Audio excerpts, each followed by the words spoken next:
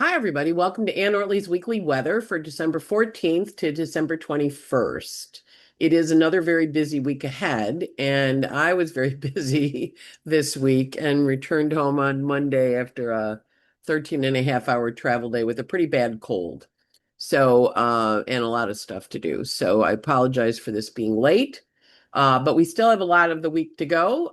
This is being recorded on Thursday morning. Happy December 14th to the 25th. Happy Hanukkah to those who are observant of that holiday. And off we go. We're going to talk a little bit about what is in the week ahead and what happened last week, and then kind of a forward motion. The features of the week are many. We have Mars out of bounds until January 4th. We have Vesta out of bounds until December 17th. So she went in out of bounds. Which is Mars, of course, is how we take action and what we do in young men and movement. And it was in Sagittarius over the weekend and just went into Capricorn this week. You can see Mars entering Capricorn. Mercury's in its retrograde shadow until December 17th, where it goes past 6 degrees and 49 minutes. That is a world point, 7.5 of the mutable. So we do a degree on either side. So Mercury's on a world point as it leaves its retrograde shadow. Mars is also square Neptune. That was on the weekend. That was on Sunday. Jupiter quincunx the Sun. The Sun quincunx Jupiter, which, of course, quincunxes are adjusting energies that ask us to adjust and shift. We also have Mars entering Capricorn, the sign of his exaltation, instead of Sagittarius, where he's been a little wild and out of bounds, a little crazy, because he is out of bounds. He's still out of bounds till January 4th, but now he's going to come down a little because he's talking to Saturn. He's reporting into Saturn. Before he was reporting into Jupiter, and every 2.5 days, Jupiter would change. Jupiter is answering to the moon, reporting to the moon, and the moon would change, and Jupiter would change, and Mars would change. So that's why it was a wild ride. It's coming down now because Saturn isn't changing. He's going to be in Pisces until, Mars will be out of Capricorn by the time Saturn goes into Pisces. So now Saturn is in charge of Mars, which is good. Sun is square Saturn. That's a hard aspect that happens every year. Sun quincunx Jupiter is a hard aspect, happens every year. Mars square Neptune happens every 2 years. So that's a longer, slower one. We also have Venus quincunx Jupiter, adjustments in terms of directions, and Sun quincunx Uranus. Notice the Sun quincunx Jupiter and the Sun quincunx Uranus. That is forming what we call a finger of God with the Sun as the apex. So we're really going to be watching that Sun in Sag to see what it says to us about direction and where we're headed. Then there's a new moon that takes place at 28 Sagittarius, 24. And we are in a series of new moons at the anaretic degrees. We had one in Virgo, Libra, Sag. We'll have one in Capricorn, Aquarius, Aries, Pisces, Aries, and Taurus. And then they start to get back into the late 20s. When planets have new moons when the sun and moon meet at the last degree of a sign, tends to be an ending energy because it's the end, the anaretic degree. It's culminating. It wants to really express itself. Can be a little over the top, but it also is a big ending energy with a corresponding new beginning. So we'll talk about that new moon. And the sun is also square Neptune, again, an annual aspect. Earlier, when it squares Neptune, it kind of says, okay, let's go. Last week, the sun squared Saturn. Venus sun enters Capricorn for its 30-day run through Cap. Again, it's going to stabilize a bit because it's out of Sagittarius. It was reporting into Jupiter in Cancer. Every 2 days, Jupiter's moon changed and Jupiter shifted how the sun behaved. Of course, sun in Sag is the sign of candles, fire sign that's movable, and now we're moving into the sign of the rock.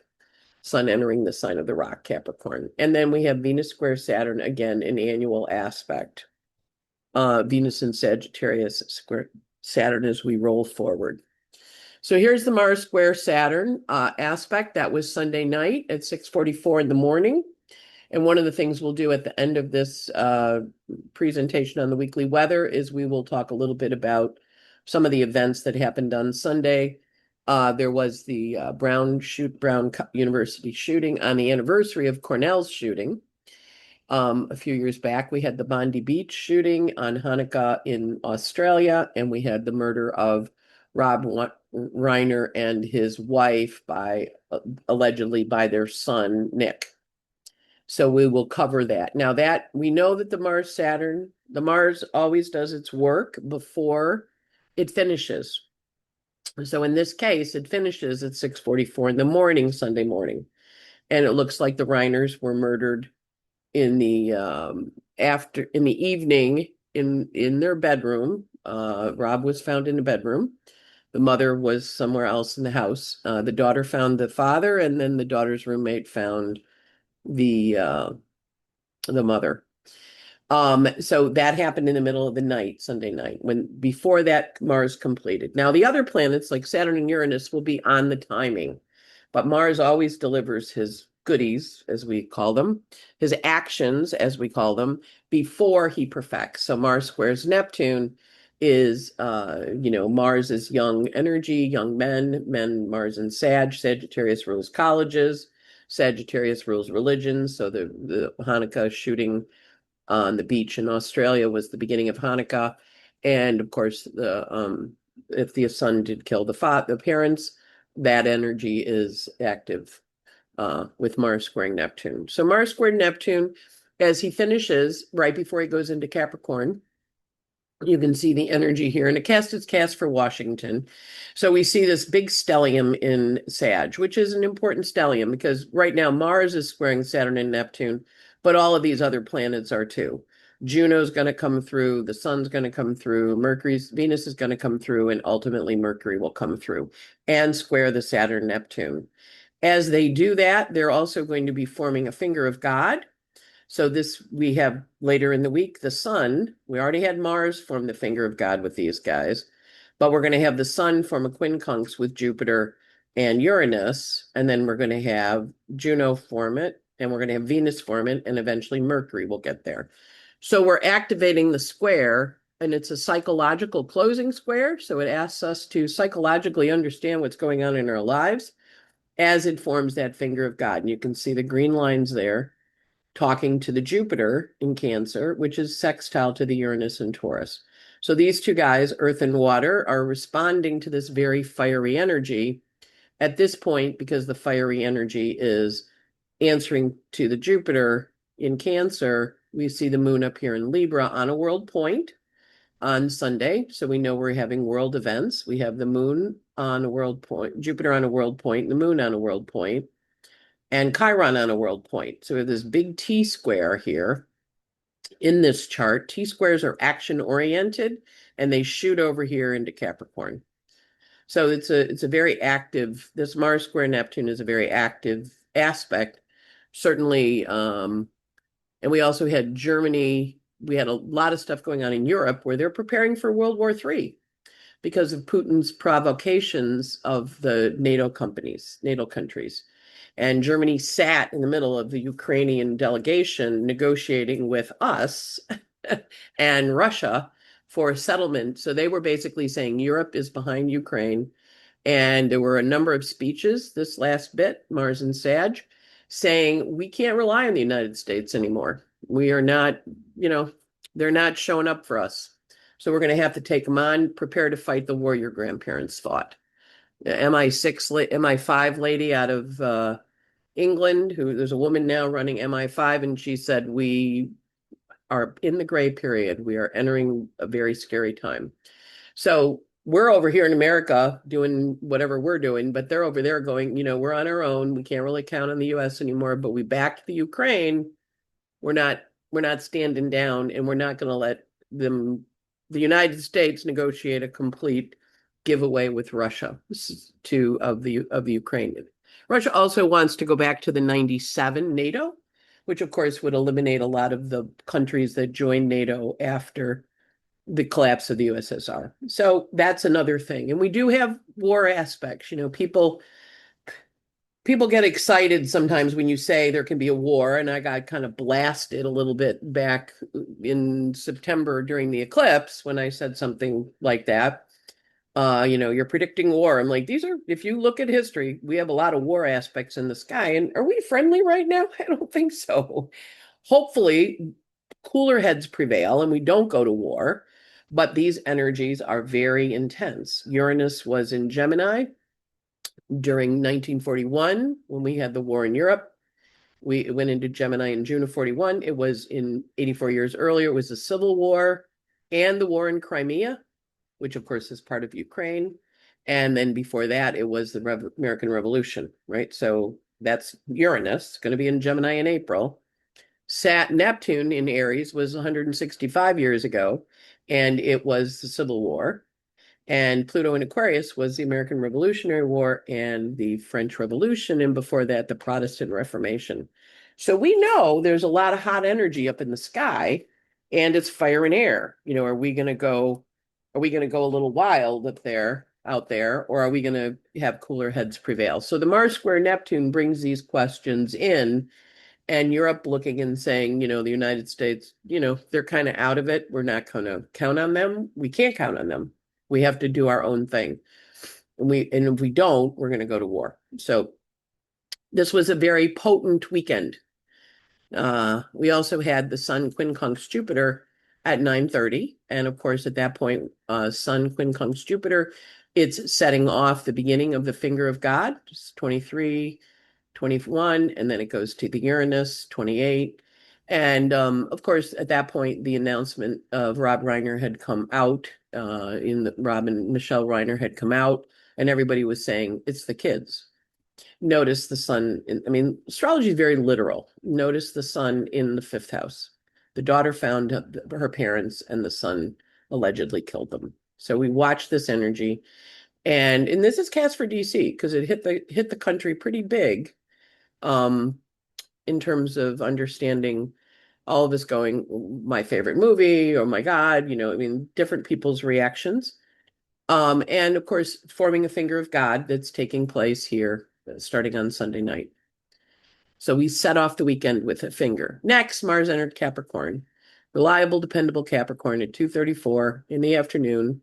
That speaks to, okay, this is the direction we're going. You can see Mars down here in the third house. We also have the moon in Scorpio, which is a very passionate and intense moon. And the moon is approaching a square to Pluto. So we're looking at that energy and trying to understand what's going on. We have another finger of God with the moon here, talking to Uranus, talking to the Mars. You can see the green lines. And we have a finger of God here with the sun in a quincunx to Uranus or Jupiter yesterday, and then coming in to form a finger with the Uranus.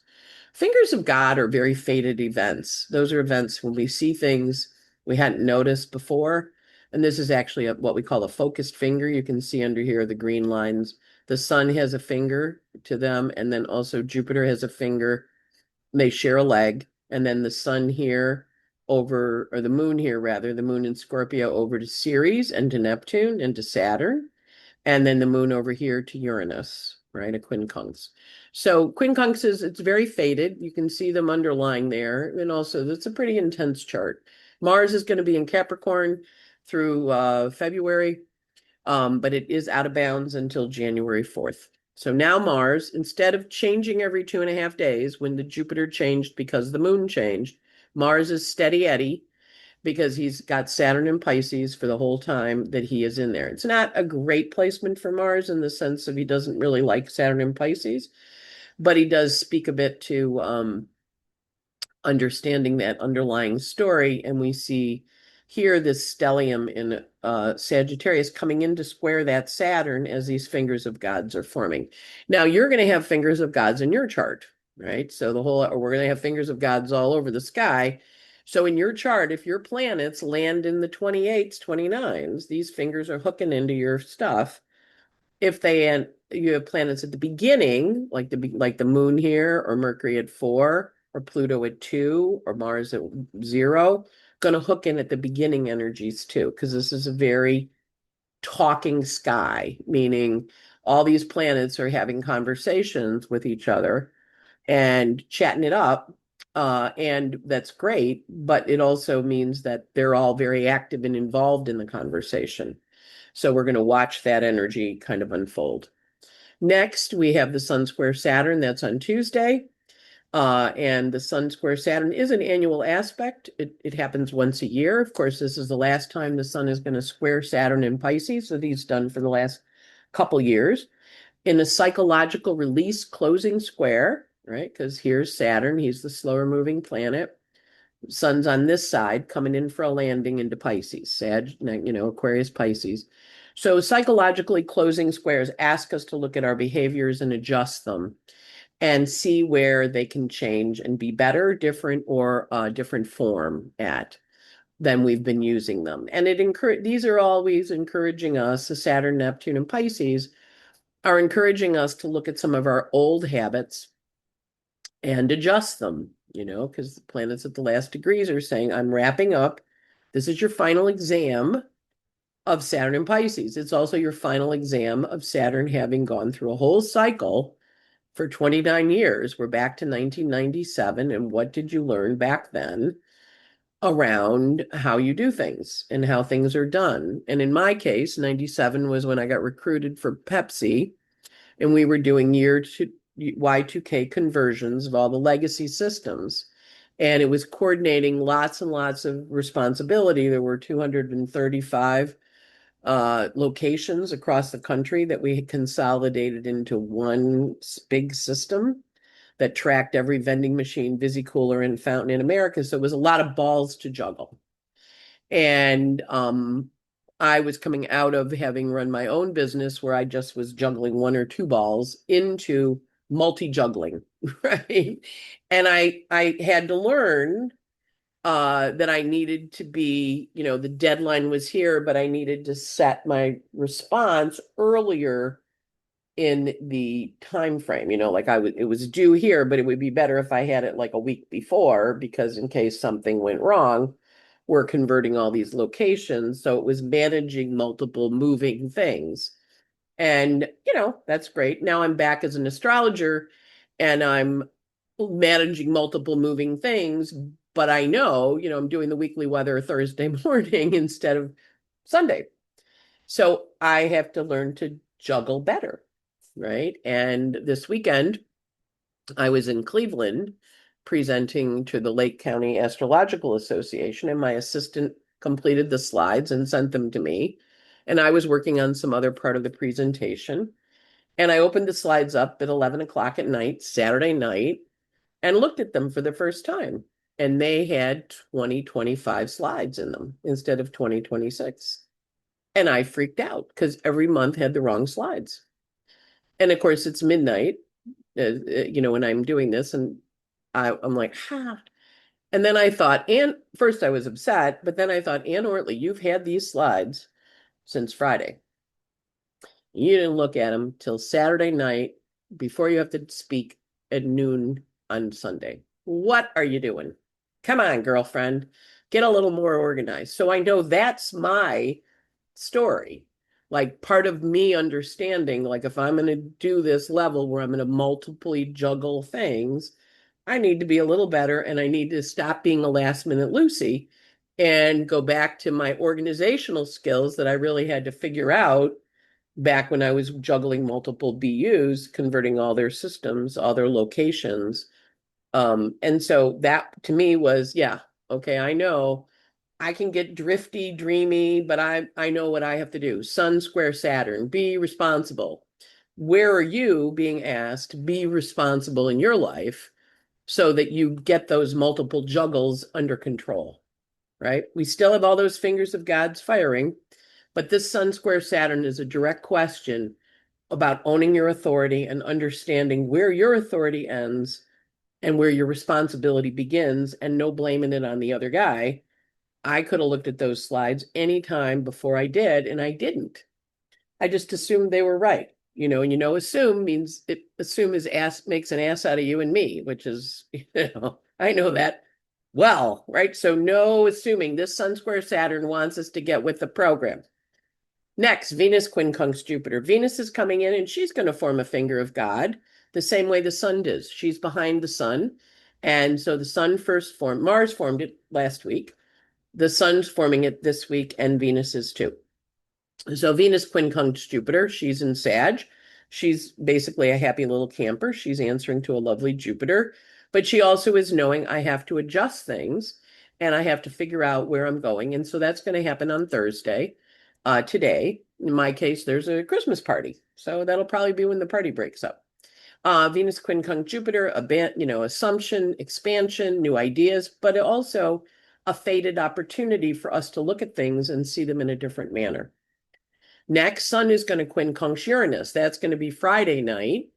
The Sun forms this quincunx and encourages us to take an action and get things accomplished. And you can again see the Sun here, quincunx to Uranus, that finger of God energy, fated energy in terms of direction.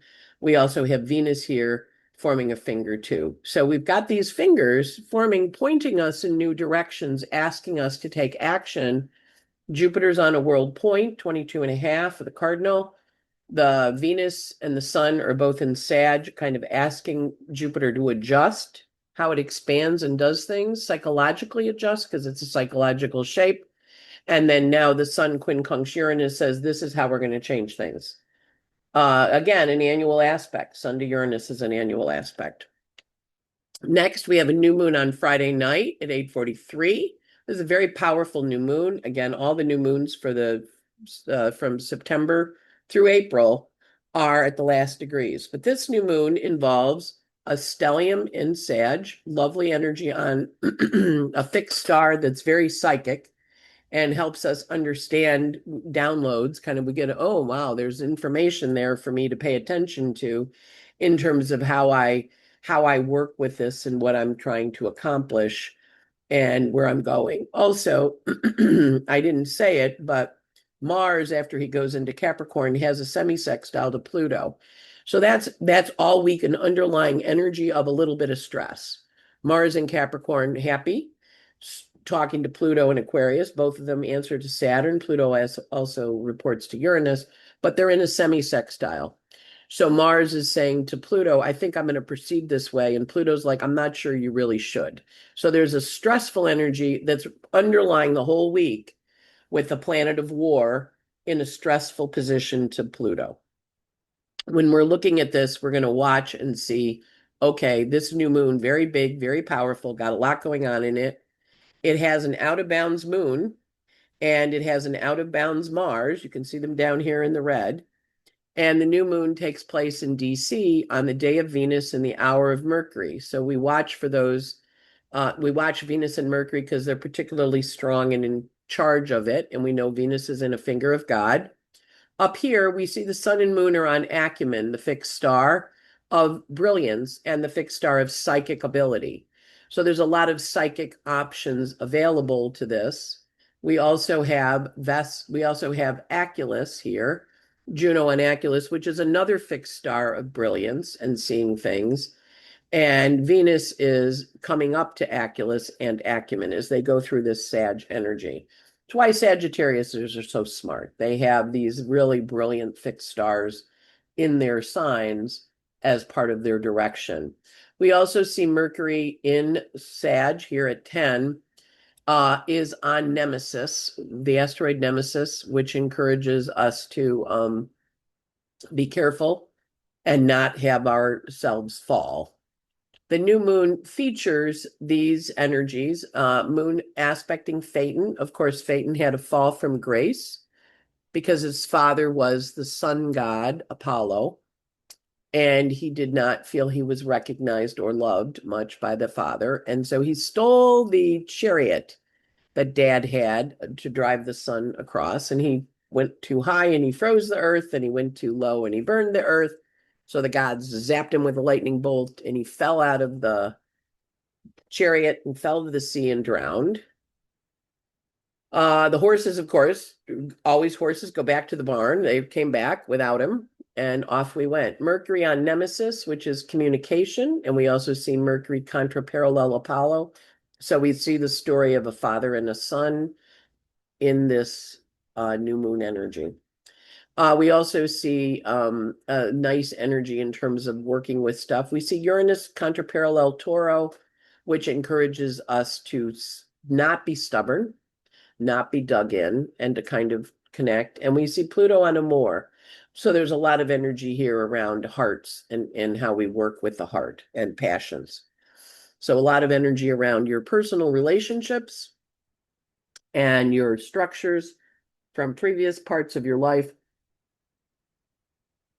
that you're being asked to step up on.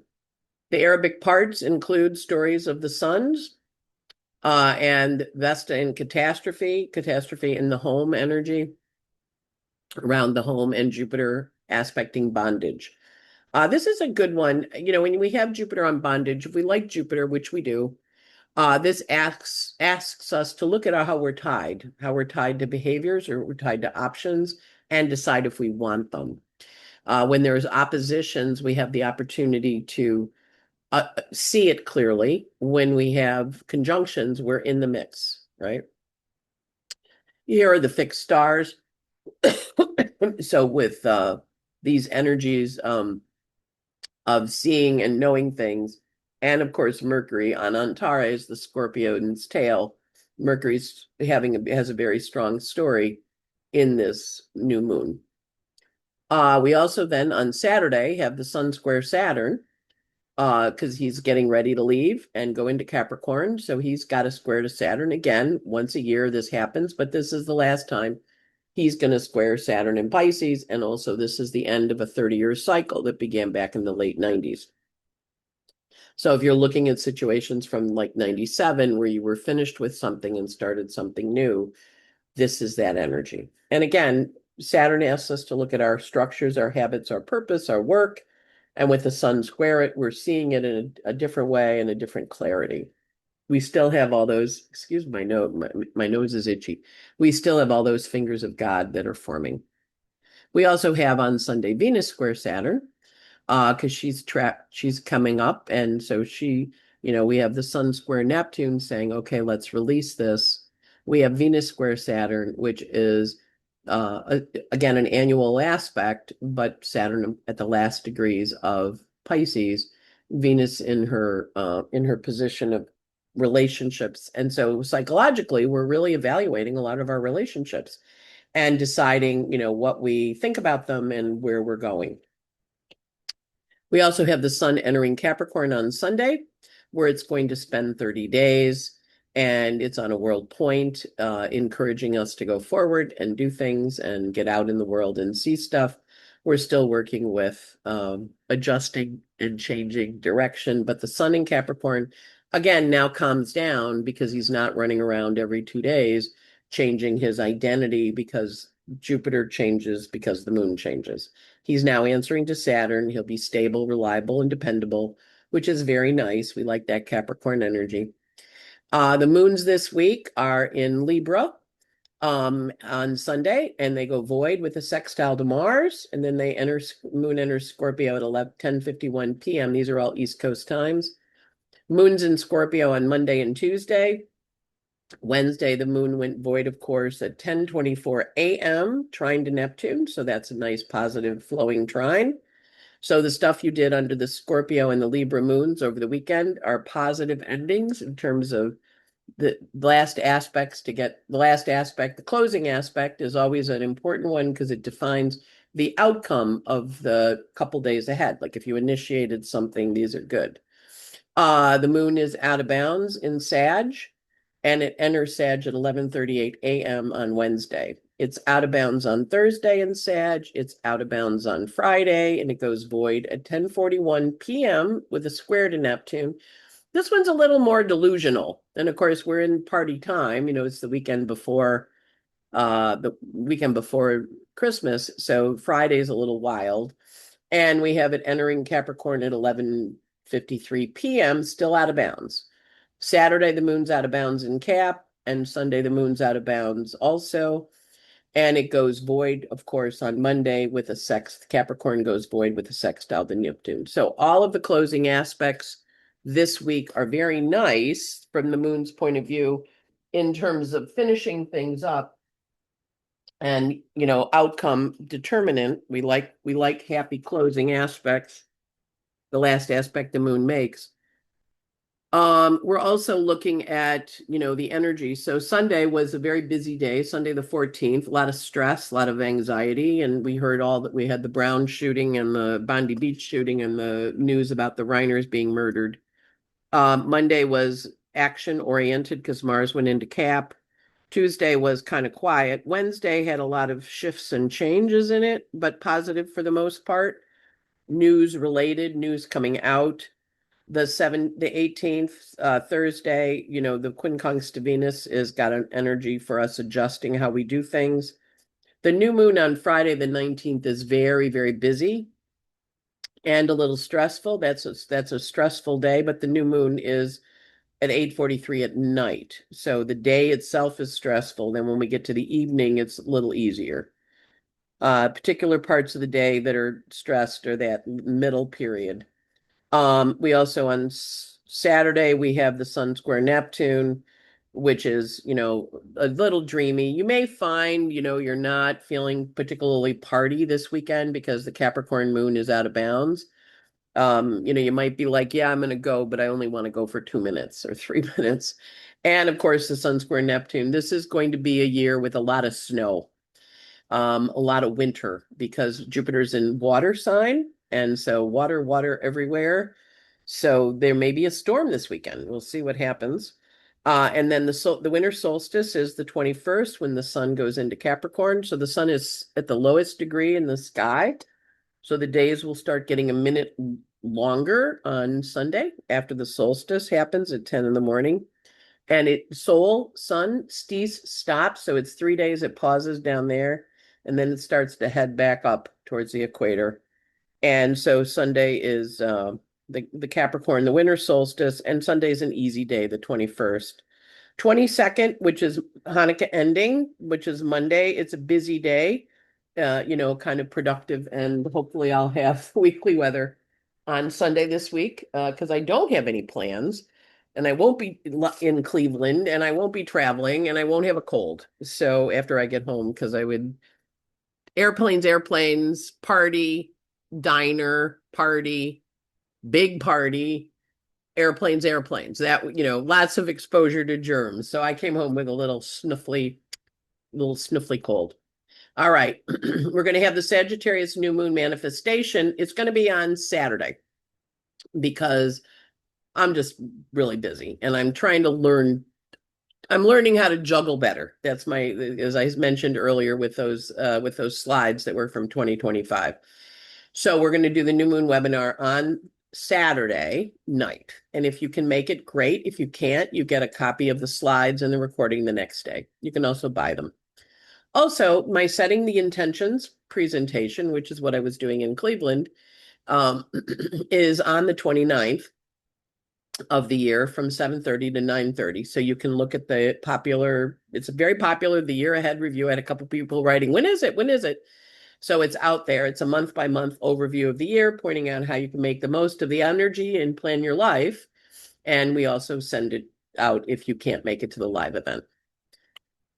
Okay, so we're going to add in, because people like me doing this. So again, with great respect to the people involved, talk a little bit about Rob and Nick Reiner. The alleged Rob Reiner was a beloved. I loved him. Didn't know him at all, but loved him. And Nick, his son, and the wife Michelle. We're no shade to Michelle. We're not looking at her chart. All right, so this is Rob's chart. He was born on a Thursday at 10 p.m. as his father left the stage in Boston and then came back to be by Rob, because dad was working in Boston. And so Rob was born with a Scorpio rising. It's a C rating or a B rating.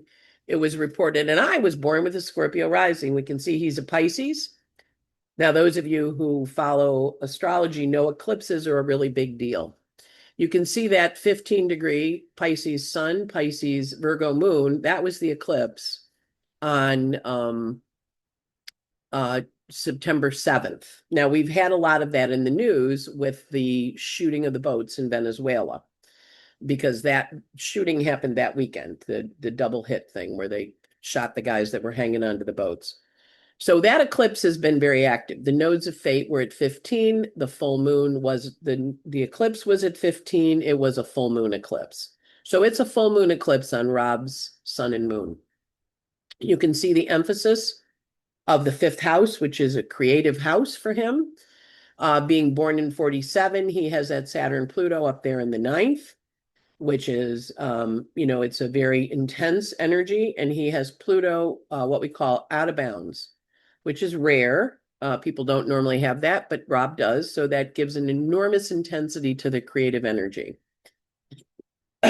We see the ending energy, how he leaves, is Uranus in Gemini.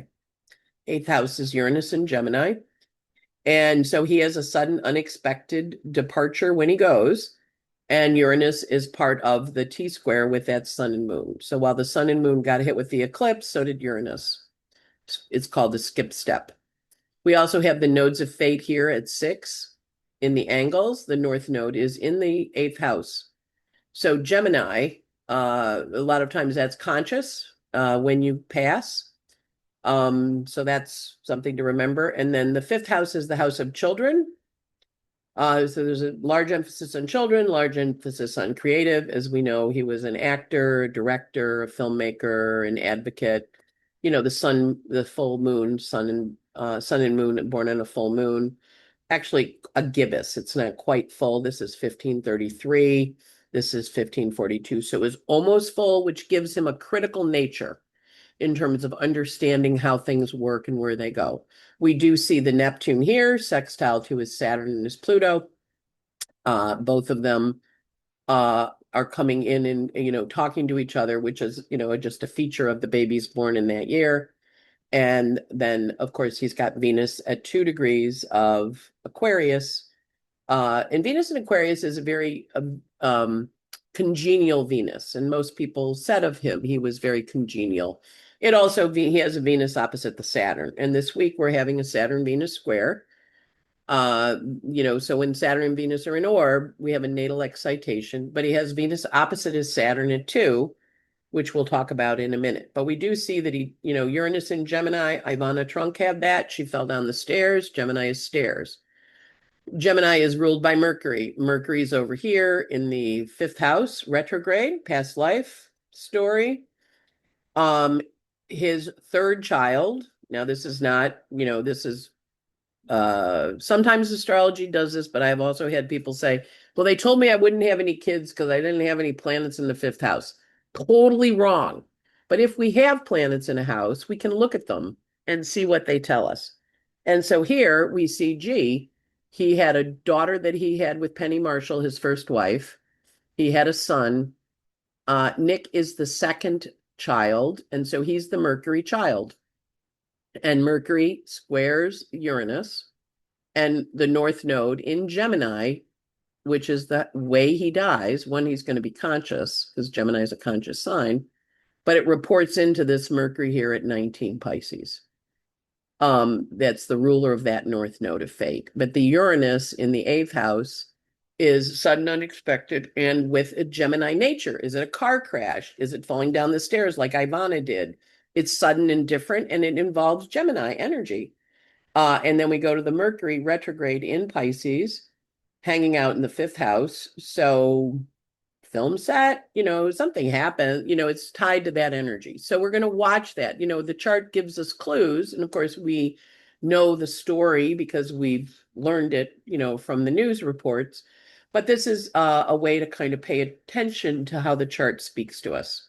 And we're going to really just be talking about his dynamic with his son. There's a lot of other stuff we could cover, but we're going to pay attention to that. So that's him. Now he's born in the Bronx. So when he moves, he gets to go to California. His fixed stars, he's got Pluto out of bounds, as I mentioned. And the fixed star Alcyon is on it, mystical but judgmental. And he was a judgmental guy. He was very clear what he thought was right, what he thought was wrong, why he thought it was right, why he thought it was wrong. He has aspects to Vesta, the home and hearth, short-lived opportunities. And he has aspects to Juno, which is the partner in his case, his wife, but it's also on the fixed star Spica with the potential for brilliance. And one of the stories that's been told is how when he met his wife, Michelle, who was his second wife, it was when he was filming When Harry Met Sally. And the ending was Harry and Sally were going to say hi and leave and go together because he hadn't worked out relationships. Well, he's got that Venus Saturn opposition. Relationships are tough for him. I mean, he has to consciously be in them. And so when he met her, he went, oh, yeah, maybe Harry and Sally can get together. As he said, he was, married to Penny Marshall for 10 years, and then he was 10 years a bachelor, and he'd kind of given up on the whole relationship thing. And he wrote this book, a rom-com, wrote this movie.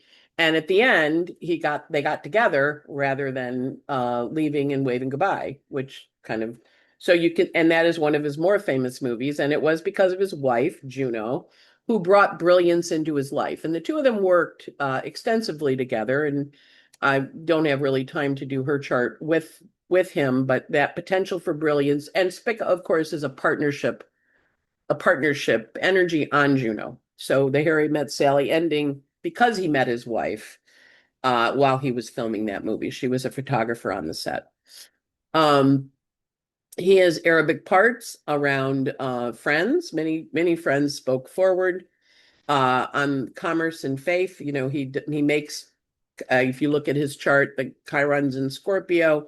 He made the movie A Few Good Men, and you remember Jack Nicholson screaming at Tom Cruise, "You can't handle the truth."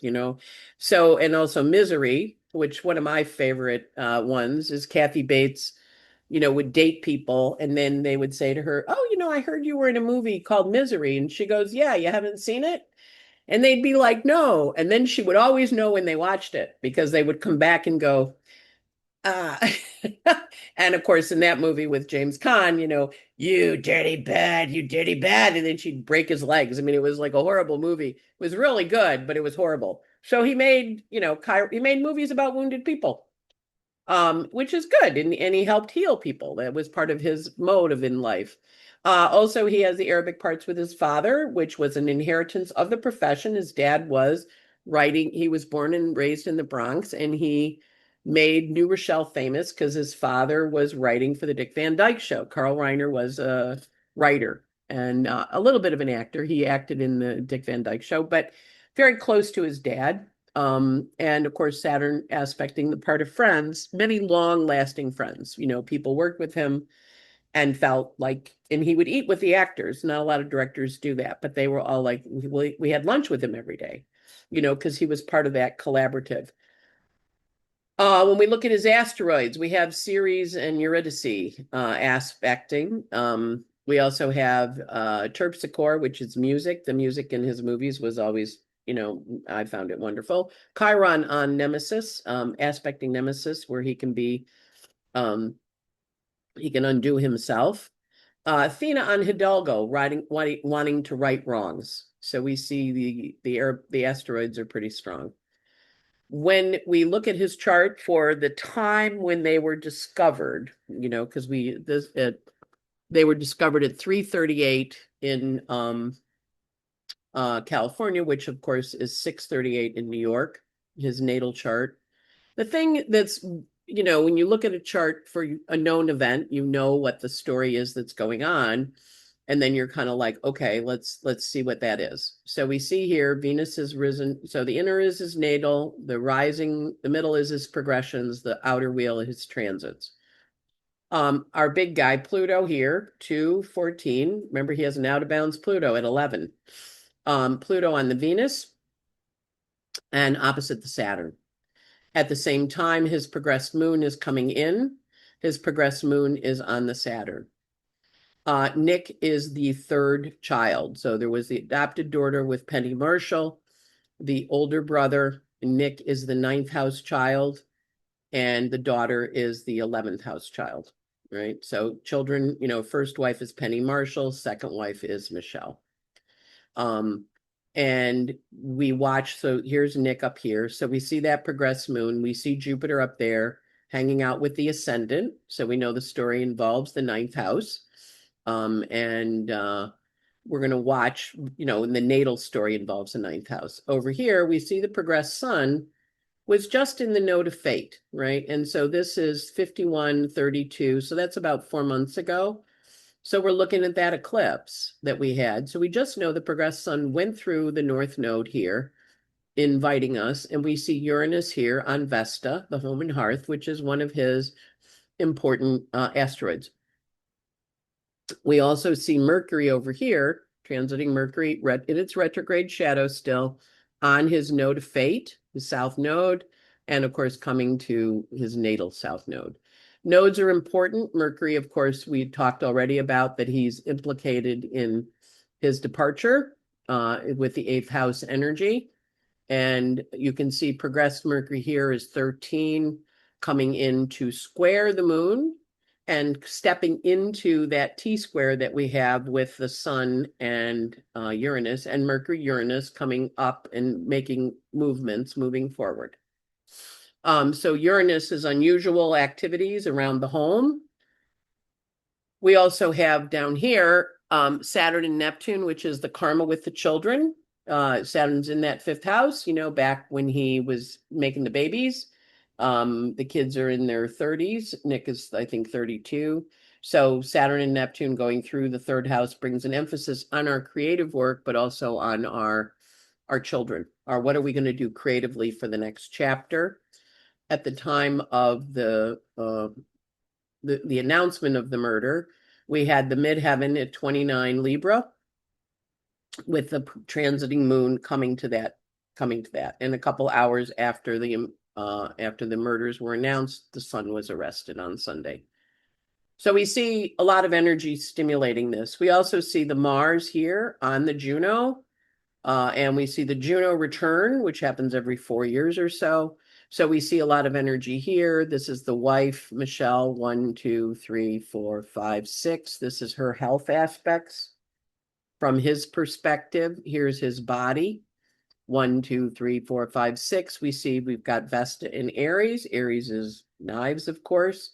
And we see Chiron in Eris, the midpoint right on that Vesta. We see Mars coming up out of the sixth house, so we're going to watch that a little carefully. But we also see the Venus-Mars midpoint opposite the progressed Chiron at 3 Scorpio, which is in the 12th house. So we're looking at a lot of planets at the last and the first degrees, implying a change in status, implying a change in direction. When we move Rob to Brentwood, California, we shift his chart. And now we see all the planets here on the world points.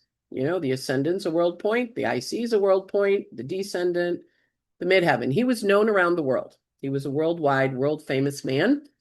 And when I move him to California, we pop those energies. And so here we see, it's why we do look at relocated charts, because they give us, when you move somewhere, you're picking a choice of where to be.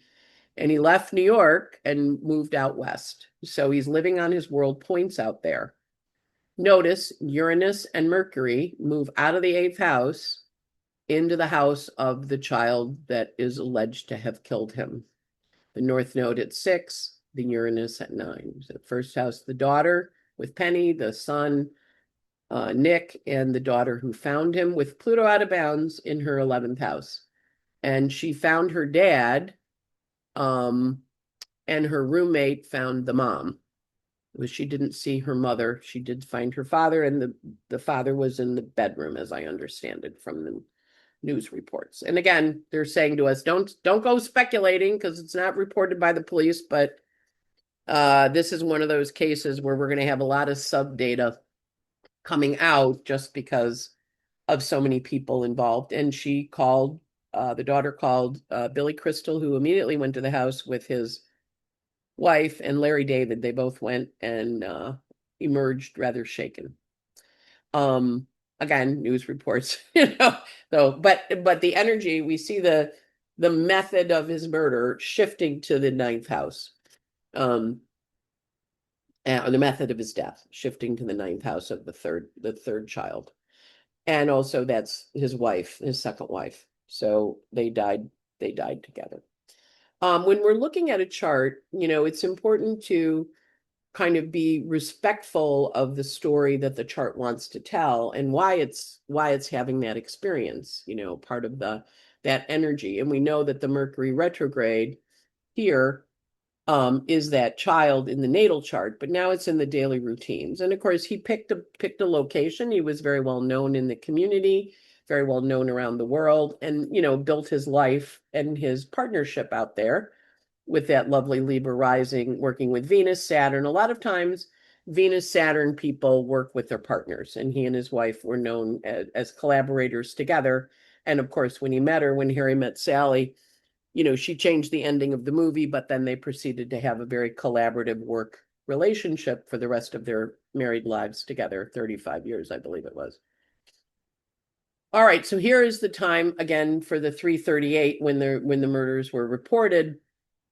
We see Ceres here on Eris, right? So Ceres is the mother energy. And while Michelle is the ninth house wife, she's also the seventh house wife. So they kind of have the seventh house as part of their story, but then they have the ninth. And we see a lot of activity in the ninth house. We see the Uranus on the Vesta, now there, unexpected changes in the home. We see the progressed ascendant in LA is 7, which is on the Sun Mercury midpoint. And of course, it was immediately out that it was the kid.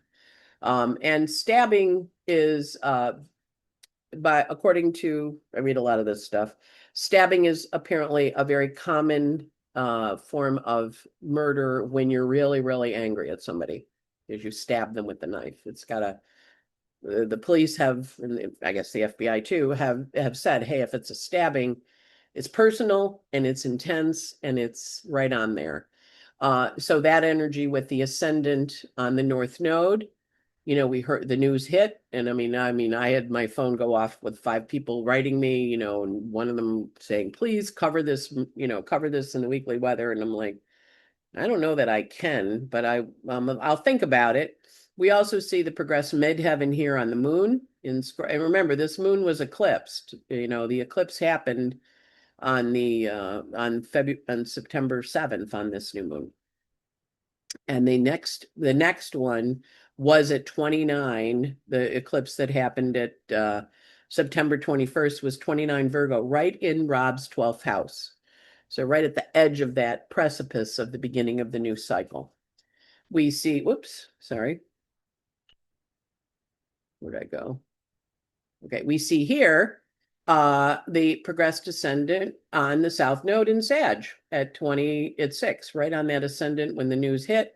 Mars on Juno, they both were murdered. I was murdered with my wife, and the local, a lot of people know them. They were apparently at a party the night before where he had a fight with the child that killed him. And then here we see the public energy of the party the night before, the 11th and 10th house. It was public. And people immediately went, this is what's happening. The moon sextile the sun.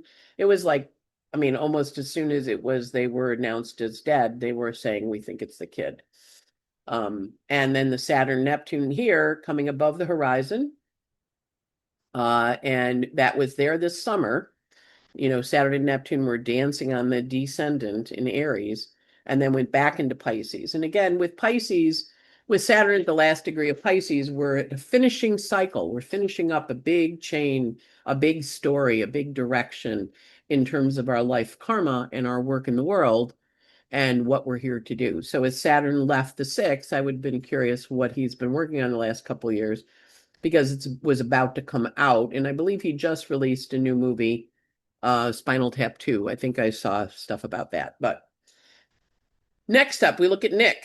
So Nick, we don't have a time for him, but we do have that he went on the straights and his addiction started when he was around age 14, 15. So I'm just making the midheaven 15 because that was a publicized piece of information. We would do a solar chart anyway because we don't have the time for him. And that puts that midheaven up there. And of course, Dad is a Virgo Pisces mix, Sun Virgo Pisces Moon. So that puts the parent, the dynamic of the parent dyad on Nick's, because the energy was 15 of the mutable of Pisces Virgo. and dad would then be up there as the 15 Virgo. And he hit the street supposedly with drugs and alcohol at that age. Notice the nodes are angular at 3 and 6. We know those nodes, right? You recognize that node? You recognize that number? Yeah, it's the same. He's a nodal reversal to his father. So that's an intensity energy. He's born with this Pluto Uranus. I'm sorry, he's born with the Uranus Neptune conjunction, and it is trine his sun and his midheaven and his Athena. So that energy is very strong trine. And then he also has over here Saturn in Aquarius and Uranus in Aquarius. Smart kid, smart person. And he has the same signature that the family has. If you look at the other family members, they have it too, the Venus-Saturn opposition. So he has a Venus-Saturn opposition like his father does in the same signs. Dad's Venus is in Aquarius and his Saturn's in Leo. Nick's Venus is in Leo and his Saturn is in Aquarius. So it's the echo, and you're going to find there's family patterns, family traits that continue. I have a Venus-Saturn aspect. My brother has one. They run in the family. So when we have that, we're like, okay, we do see the energy of Pluto in the 12th, which is a little bit of a difficult placement. It's got a strong past life story. When we look at Nick's fixed stars, the aspects to the sun are with Denoble to go against society, Rigel to aspects to Mars to bring knowledge to others, and he and his father did a movie on addiction and the father-son relationship.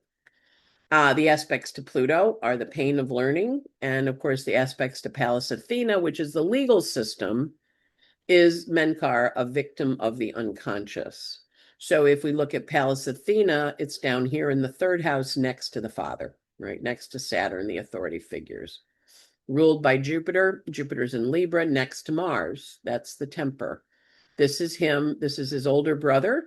And then this is the sister that was adopted. And then down here, this is his younger sister. So he's a Sag rising, answering to the Jupiter Mars. So a lot of competition, with this. A desire to be known and seen, but with Jupiter in its when Jupiter in Libra would then report into the Venus in Leo. So the two of them are, they're talking to each other, they're sextile, and they form a connection, and maybe even a little bit later. And then we have a little bit of a finger of God down here. But again, we don't have a time for Nick. Maybe we'll get one as we go further in the court case. All right, his Arabic parts. He has Ceres on the part of fatality. And if you remember back to the murder, there's Ceres is active. So this is Ceres, which is the mother, and fatality on the... Now, again, not everybody with Ceres on the part of fatality is going to kill their mother, but we do see that energy. We see Neptune on the part of sons, Uranus on the part of sons. So that energy here, down here in the second house, how I'm valued or what I'm valued or am I valued? And the Uranus Neptune squares the older brother, the Jupiter Mars, right? It squares that energy. So there's an energy with that part of sons that's intense. Mars in the 8th house, and Venus on the part of sudden advancement. His Venus is here in Leo. Mars on the edge of the 8th house does speak to difficult, what's the right word for it? Difficult actions. Notice his Mars is on Rigel to bring knowledge to others. So he did make a movie about it, the addictions. But when we look at Mars, Mars is considered pretty weak in Libra, and it answers to the Venus in Leo. They're actually in the Venus in Leo then talks to the sun. So you can see the Venus sextile, and then the sun is an ear, right? And one of the things that they talked about when they did the press for the movie about the addiction was Rob saying, I had to learn to listen. Now, remember, his chart was mystical but judgmental, right? And he's described as having a Virgo father. I'm a Virgo. I had a Virgo father. I mean, he was an Aries, but he was Virgo. He was pretty critical. And so the Venus here sextiles the Mars also to the sun, right? And Athena. So there's an intensity there. that's strong that we want to work with, right? So this energy, these three guys all at 21. So I would be really curious what happened to him at age 21. Then when we look at his chart for the timing of the death in Brentwood, we see the ascendant is the timing of the announcement of the death. We see the ascendant here on the south node. Immediately it was at 7.5 on the world point, and immediately it was the kid did it. I mean, it was really kind of shocking. We also had Mercury here on his north node, right? Transiting Mercury, the descendant, the ascendant, the node's angular. We see the Pluto here at 2 in Aquarius in the second house. It's trine to the progress node, it's trine to the descendant, it's sextile to the ascendant, it's sextile to the Mercury. And then we see the Saturn, Neptune, and Ceres down here in the fourth house in terms of what was going on in the home, the stories that were going on in the home. And then up here we see the Venus in Libra is trine to the Pluto, and the Juno is trine to the Pluto. So when we're looking at, we look at trines, we go, gee, trines are usually good, but we do also see this energy of intensity here. And with his progressed sun now on Jupiter, coming to Jupiter again, that excess energy is activated, which he has. We also see the progressed moon in Scorpio on a world point. I don't know about you, but I didn't know anything about his family or his kids until they were murdered. And so that energy of that progressed moon, in the 12th house. So if we're looking at when the trial will happen, we're going to have stuff in 3 months when that progressed moon gets here, and then it will probably take place here in 9 months from now. So it'll be next fall when Jupiter's in Leo, in his ninth house, so Jupiter will be in Leo in his ninth house as of this summer. So we'll probably have the trial next fall. The good news is he's not going to be homeless anymore. He has a bed and meals for the rest of his life.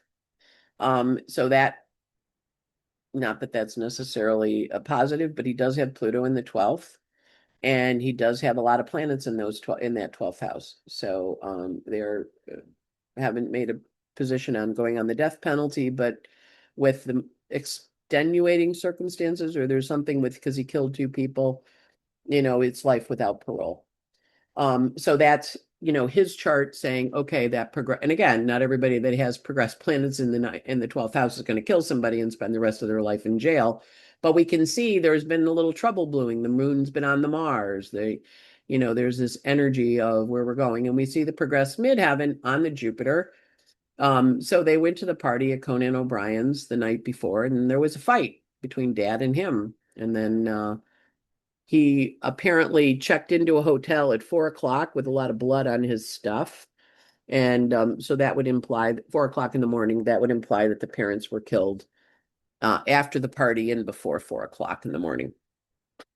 I'm sure the coroner will come up with a estimated time of death. So now if we take them to each other, we do Rob and Nick against each other. Notice the nodes are reversed.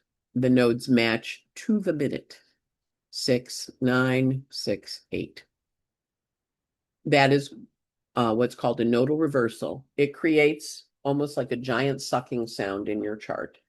And we already identified that the North Node in Gemini, consciousness upon death, and that I would meet my fate with a Mercury.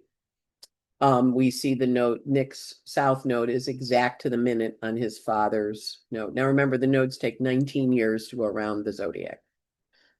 That's pretty big. And you are going to have, in all of your intense relation, and again, if you have a nodal reversal, it doesn't mean you're going to get killed by the person. But we do see that intensity. And then over here, we see with either a solar chart or with my estimate, Nick's ascendant is right on those nodes. We also see there's a past life story here, his Mars and his Jupiter in Rob's 12th house. We also see Rob's moon is up here on his midheaven if he went homeless at age 15. And of course, that would be when the parents would recognize, there was 15 is a significant age in the house of the children. If you would go asking about it, like, well, what happened at age 15 in terms of that direction in life? And then we also see the Ceres here in Taurus in the seventh house, right? So the Ceres in Taurus is square to the Pluto Saturn. And then we see the Saturn down here in Aquarius and the Athena in Aquarius at 26, which form, it's opposite the Venus. And here we see him again. I would really be curious in the family dynamics what the story is with the older sibling. This is the older sister that's Penny Marshall's. Yeah, so I'd be curious about that. Anyway, here it is, my migrating Rob to Brentwood, California. We notice that the Uranus and the node, which are the cause of death in the natal chart, now move to the ninth house, which is the third child. Here we see his stuff goes behind the scenes, and Rob's moon in Virgo I'm going to encounter behind the scenes people, past life people, and we see his midheaven is on there. And of course, with the nodal connection that they have, that whole communication energy is very intense. We also see Nick's Pluto is on Rob's Jupiter. Jupiter Pluto can be very good and very abundant in many ways. It also can be a little harsh because it's Jupiter's an excess sign, and Pluto is intensity, excess of intensity. So we'll kind of look at that and say, okay, this is it's a pretty intense placement. And we look at this chart and we go, okay, we see this intensity happening, and we see this story that unfolds with the nodes angular in Nick's case, but in Rob's case, the third house, the third child. And from Nick's perspective, the nodes are right on the angles. And that would be if we do a solar chart too, if we do just a noon chart. Solar charts are helpful if we don't have a birth time because it's what the public sees. It's how you're perceived in the world. And so when they said he went homeless at 15, I thought, well, let me just set that as his, or he started doing the drugs and was off on the streets, living on the streets. Let me set that as the midheaven, which is very, very close to a noon chart, which what I would use normally if I didn't have a time for him. Again, the Pluto in the 12th solar chart or natal, and then we have the midheaven, the moon angular, and the eclipse would have, the other reason I picked this 12/22 time was the eclipse was at 15, right on the father, sun, and moon. And that is the parental axis. The parental 410 is the parental axis in terms of focus. And then here, when we're looking, there's a lot of energy in terms of relationships and partnerships. And it also puts the father's ascendant, with the relocated chart of dad, puts it up here in the 10th house. So he would have experienced a Virgo Libran father and in connection. So and that's it.